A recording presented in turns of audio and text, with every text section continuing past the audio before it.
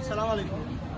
দেশ এবং প্রবাস যে যেখান থেকে আমাদের সাথে যুক্ত আছেন সবাইকে জানাই সংগ্রামী সালাম। আসসালামু আলাইকুম। আপনারা জানেন দেশের এমন একটি ক্রান্তিকর সময়, আওয়ামী লীগ, ছাত্রলীগ এবং সরকার এই দেশ থেকে পালিয়ে গিয়েছে। আপনারা জানেন এখন দেশের যে সরকারি যে বিষয় আসো যে স্থাপনা আছে সব আমাদের দায়িত্ব। বিশেষ করে থানা বলেন, মসজিদ, মন্দির, গির্জা আরো যা কিছু আছে এগুলা যাতে আমরা যাতে বিনষ্ট না করি, এগুলো যাতে আমরা পাহারা দেই, যাতে আমরা দেখি যে সরকারের কোনো জিনিস যাতে বিনষ্ট না হয়। কারণ এগুলো যদি বিনষ্ট হয় তাহলে আমরা সোনার বাংলা করতে পারবো না।